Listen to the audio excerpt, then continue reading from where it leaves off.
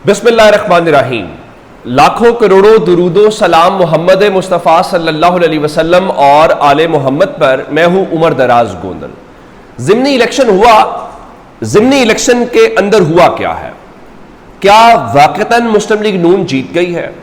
क्या वाक़तन यही फॉर्म 45 और 47 का नतीजा है?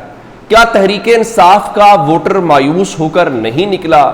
क्या मुस्लिम लीग नून अपने वोटर निकालने में कामयाब हुई है? क्या आरओस के बंद कमरों में ही नतीजा तैयार किया गया है? और यह सारी सूरत हाल के ऊपर आप कल से सवालात कर रहे हैं। जाहिर है इसके ऊपर हमने काम किया है, देखा है अपनी आंखों से। मैं जरा नंबर 1 सरकारी तौर पे चीजें शुरू करता हूं, फिर आपको बताता हूं। मिसाल के तौर के ऊपर आज बड़े अखबार ने, जो मुस्लिम लीग नून का खासा करीब तस्वुर किया जाता है, जंग अखबार, उन्होंने हेडलाइन लिखी कि ज़िमनी इलेक्शन नून लीग फाते। बिल्कुल ठीक है। और फिर अता तारड़ ने कहा कि यह बात साबित हो चुकी है कि मुस्लिम लीग नून की पॉलिसियां अवाम के दिलों में घर कर चुकी हैं। चले आगे चलते हैं थोड़ा सा, और किस तरह से क्या सीटें हुई ये मैं आपको बता देता हूं। तबसरा भी आपको एक सुनाऊंगा और उसके बाद आपको एक्चुअल पोजीशन बताऊंगा। 21 सीटों के ऊपर इलेक्शन था कल मजमूई तौर पर मुल्क भर में। 21 में से 12 सीटें मुस्लिम लीग नून जीत गई है सरकारी रिजल्ट के मुताबिक। सुन्नी इत्तेहाद काउंसिल जो है उसको जो सीटें मिली हैं वो भी आप शामिल कर लीजिए, आज़ाद उम्मीदवार भी हैं। तो ये सारे कर करा के अब मुस्लिम लीग नून को उसमें से अपने तौर पे फातेह करार दिया गया। लेकिन एक तबसरा शामिल करके फिर आपको एक्चुअल ग्राउंड की तरफ लेके चलते हैं। मोहम्मद उमैर साहब है, जर्नलिस्ट हैं, वो कहते हैं कि ना फॉर्म 45 मानी रखते हैं, ना वोट मानी रखते हैं, न वोट डालने वाले मानी रखते हैं, न वोट गिनने वाले मानी रखते हैं। बस एक शख्स की अना मानी रखती है, उसका हुक्म मानी रखता है।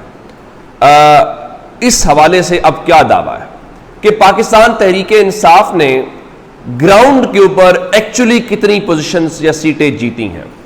यह बात दुरुस्त है कि रात को यह जो इल्जाम लगता रहा कि आरओस के कमरों तक एक्सेस नहीं थी, रिजल्ट्स रुके, फिर रात 12 बजे अचानक रिजल्ट्स जारी करके कहा गया देखा जी खत्म, ये जीत गया, इस पर कोई रिजल्ट डिले में नहीं गया।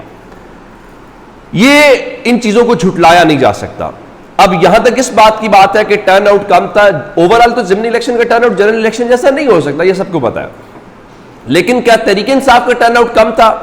मैं इस बात से इत्तेफाक नहीं करता। उसकी वजह आप जाइए, मैंने कल जो ग्राउंड से वीडियोज की हैं, जो पोलिंग स्टेशन के बाहर खड़े होकर की हैं, आप जरा रैंडम लोगों से जो मैंने बात किया, मैंने तो नहीं किसी के चेहरे के ऊपर पढ़ लिया कि ये नून लीग का वोटर है, ये तहरीक इंसाफ का वोटर है, ये इस्तेकाम पाकिस्तान पार्टी का वोटर है। मैं तो एक रैंडम शख्स से यही पूछ सकता हूं ना कि आपने वोट किसको किया है, या वोट किसको करने जा रहे हैं, या आप किसको पसंद करते हैं। जरा उस रैंडम वीडियो में, जो उसको आप एक लिहाज से मुख्तसर सा एग्जिट पोल के सैंपल भी कह सकते हैं, उसमें लोग किस जमात की बात कर रहे हैं? नंबर 1। अब आते हैं कि तहरीक इंसाफ की क्या वाकतन आरओस के कमरों में ही सब कुछ हुआ? एक बात तो तयशुदा है, इस बार कंट्रोल बहुत अच्छा था।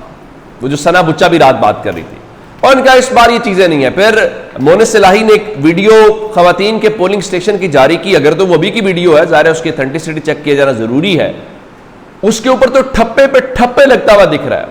चले उसको छोड़ देते हैं। मैंने गुजरात वाले हल्के को, चूंकि मेरी वहां काफी वाकफियत है और ताल्लुक है, तो मैंने कुछ इधर उधर से चेक भी किया। तो पुलिस वाले, इंतजामिया आपको बता सकती है कि उस हल्के के अंदर क्या किया गया है। वो हल्का कोई मानने को तैयार ही नहीं है कि कल तक 63,000 जो वोट लेने वाले मूसा इलाही हैं, वो सालिक से भी ज्यादा 65,000 से वोट ले गए, 55,000 से।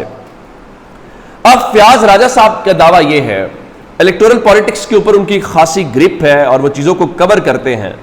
उनका दावा यह है कि जो इलेक्शन कमीशन के जराए हैं, यानी उनकी जो खबर है ये इलेक्शन कमीशन के जराए को लेके है, उसमें वो ये कहते हैं कि ज़िमनी इंतखाबात के जो असल नताइज है, जो जेन्युइन रिजल्ट्स हैं, जो पाकिस्तान तहरीक इंसाफ उन जेन्युइन रिजल्ट्स के मुताबिक जीती है, तो उनके मुताबिक पाकिस्तान तहरीक इंसाफ ने 21 में से 18 नशिस्तें उन्होंने हासिल की हैं। यानी उनके मुताबिक सिर्फ 3 ऐसी सीटें हैं जहां पे पाकिस्तान तहरीक इंसाफ जीत नहीं पाई। 21 में से 18 का मतलब यह है कि आप 2/3 से भी ज्यादा 2/3 से भी ज्यादा सीटें जीतकर कल के इलेक्शन में फातेह करार पाए। बात सिर्फ वही है कि इलेक्शन हम मुतनाज़ा करते हैं, हम जानबूझ के करते हैं। वही बात जो हामिद मीर कह रहे थे कि पंजाब पुलिस का किरदार पहले भी मुतनाज़ा था, पंजाब पुलिस का किरदार कल भी मुतनाज़ा है। तो अब आप ये कहते रहें कि नून लीग जो है वो फातेह है, उससे कोई फर्क नहीं पड़ेगा। पाकिस्तान के लोग समझते हैं। सवाल ये पैदा होता है ना, हम अर्बन इलाके को छोड़ देते हैं, रूरल इलाके में जहां पे किसानों की गंदम के नाम पे उनका मौशी कत्ल किया गया है, वहां पे मुस्लिम लीग नून कामयाब हो जाए, वहां पे मुस्लिम लीग नून की इतनी मकबूलियत हो जाए, तो जाहिर है उसके ऊपर सवालात तो उठते हैं, बहुत सारी बातें हैं।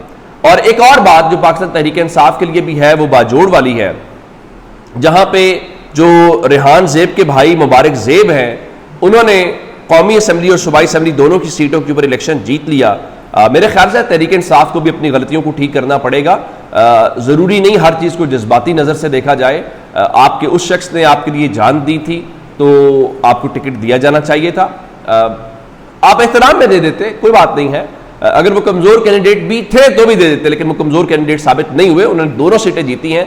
इसका मतलब यह है कि इलाके के लोग जिसको चाहते थे, पाकिस्तान तहरीक इंसाफ ने उसको टिकट नहीं दिया था, और पाकिस्तान इलाके के लोगों ने तहरीक इंसाफ का फैसला नहीं माना। उन्होंने तहरीक इंसाफ के टिकट होल्डर को हरा दिया, लेकिन उन्होंने ज़ेब साहब जो है उनको जितवा दिया। अब इससे साबित यह हुआ कि पाकिस्तान के लोग शऊर भी रखते हैं, और जहां पे तहरीक इंसाफ भी गलती करेगी, अवाम की मर्जी मंशा के खिलाफ फैसला करेगी, पाकिस्तान के लोग उसके खिलाफ भी वोट करेंगे। ये सबसे ज्यादा हौसला अफजा बात है। ये उन लोगों के लिए भी एक पैगाम है जो पाकिस्तान तहरीक इंसाफ को कल्ट करार देते हैं और कहते हैं जी ये तो फलाफला। उनको इल्म होना चाहिए कि वो लोग इमरान खान को पसंद करते हैं, उनकी जमात को पसंद करते हैं, लेकिन जहां उनकी जमात या वो गलती करेंगे वो उसकी भी इस्लाह करते हैं, जिसकी हालिया मिसाल हमें ये नजर आ रहा है। अच्छा, अब आगे चलते हैं। इस्लामाबाद हाई कोर्ट के अंदर एक तो आज जो साइफर वाला केस है वो लगना है और उसके ऊपर डिवीजनल बेंच सुनेगा, और उसके बाद आज बुशरा बीबी वाला मामला है कि बुशरा बीबी जो है क्या वो उनको मुंतकिल किया जाए बनी गाला से दोबारा अडियाला जेल। तो इस मामले को लेके वहां पे जो अहम बात है, उन्होंने सवाल किया उनके जो वकला हैं उनसे भी, और फिर हुकूमत से भी पूछा। तो ये बड़ा ही अहम है। उन्होंने जस्टिस मियागुल हसन औरंगजेब जो है उन्होंने इसकी समाअत की, और बुशरा बीबी के वकील जो उस्मान रियाज गिल हैं उनसे पूछा कि क्या आप अभी भी बुशरा बीबी को बनी गाला से अडियाला जेल मुंतकिल करवाना चाह रहे हैं, जिसपे उनके वकील ने कहा जी बिल्कुल हम बुशरा बीबी को अडियाला जेल मुंतकिल करवाना चाहते हैं, जिसके ऊपर अदालत ने बुशरा बीबी के वकला से आइंदा समाअत पर तहरीरी दलाइल तलब करते हुए कहा कि इस केस में मजीद ताखीर न हो, और अदालत ने चूंकि हुकूमत की जानिब से यह कहा गया था हमें मजीद वक्त दिया जाए, तो अब जो समाअत है वो तो अगले हफ्ते तक मुलतवी कर दी, लेकिन इस दौरान बड़े इंपॉर्टेंट रिमार्क्स दिए। उनका जी जो चीफ कमिश्नर है वो खुद को सूबाई हुकूमत करार कैसे दे सकता है? आपने बुशरा बीबी को कैदे तन्हाई में रखा हुआ है, और ये एक तरह से तशद्दुद है। इस केस में एक रिट और 6 मुतफरिक दरखास्तें आई हुई हैं। अब इसका मतलब ये है कि उन्होंने एक तो जो कमिश्नर साहब है जरा उनको कहा है कि आप भी जरा ठंडा करें, आप इस तरह से चीजों को नहीं चल सकते। अब एक और जो है उन्होंने ये भी कहा जी हम भी इसको देखने की कोशिश कर रहे हैं। तो उन्होंने कहा कि यानी कानून के मुताबिक जो सूबाई हुकूमत का इख्तियार है वो एक फर्द वाहिद कैसे इस्तेमाल कर सकता है, ये बहुत ही इंपॉर्टेंट बात है। तो अब ये मामला थोड़ा सा आगे चला गया है।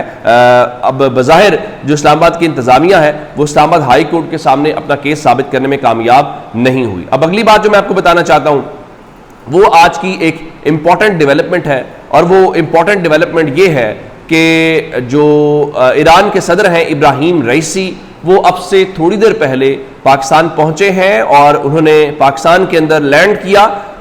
रेड कारपेट उनका इस्तकबाल किया गया, बिल्कुल ठीक है, यहां तक बात जो है। उसके बाद जो खास बात थी कि जनाब उनका इस्तकबाल पाकिस्तान में से किसने किया? उनका इस्तकबाल जो यहाँ पे वफाकी वजीर रियाज पीरजादा है उन्होंने एयरपोर्ट के ऊपर किया। बिल्कुल ठीक है, शायद प्रोटोकॉल ये होगा, लेकिन मेरा सवाल ये है कि अगर शहबाज शरीफ जो हैं या कोई भी जो वजीर आज़म है वो सऊदी अरब के या बाकी जो हमारे दोस्त आते हैं उनको रिसीव करने एयरपोर्ट जाते हैं, तो ईरान तो हमारा बरादर इस्लामी मुल्क है और ईरान के हमारे साथ बड़े ताल्लुकात हैं। ईरान पाकिस्तान को तस्लीम करने वाला पहला मुल्क है, नंबर 1। ईरान 1965 वाले मामले के अंदर आप जानते हैं उनका रोल क्या था। ईरान अभी हालिया जब अरब हमारे साथ नहीं खड़े थे कश्मीर के मामले के ऊपर, और ईरान ने खुल के पाकिस्तान की हिमायत की, और पाकिस्तान के हालांकि ईरान के इंडिया से उतने ही ताल्लुकात हैं और अच्छे ताल्लुकात हैं, मौशी ताल्लुकात हैं, और आप जानते हैं कि वो चाबहार की बंदरगाह भी बना रहे हैं इंडिया के साथ मिलकर हमारे गवादर के मुकाबले में। लेकिन उसके बावजूद उन्होंने उस उसूल के ऊपर समझौता नहीं किया जो कि हमारे ऊपर उनका एक एहसान है कि जब दुनिया हमारे साथ खड़ी नहीं हो रही थी तो वो इस बात के ऊपर खड़े हुए। तो यहां सवाल ये पैदा होता है कि हम इतनी सर्द महरी का मुजाहरा क्यों कर रहे हैं? हमारा हमसाया है, हमारे बड़े मामलात हैं, दुनिया अपने मफादात देखती है। आप अंदाजा करें कि वो इंडिया ईरान से तेल ले रहा था, उसने अमेरिका से उससे भी उसके ऊपर भी कोई नरमी शर्मी या करवाई, इस्तिस्ना लिया। वो रूस से तेल ले रहा था, उसके ऊपर भी इस्तिस्ना लिया, और उन्होंने बताया भी, मोदी अपनी तकरीरों में कह भी रहा है ये इस्तिस्ना वाला मामला। तो मेरे ख्याल से हमें अपने मफादात के तहफ़्फ़ुज़ किया जाना चाहिए। अच्छा होता कि आज या तो पाकिस्तान के सदर उनका इस्तकबाल करते या वज़ीर आज़म जाके इस्तकबाल करना चाहिए था। अपना बहुत सारा ख्याल रखिएगा। खुदा हाफिज़।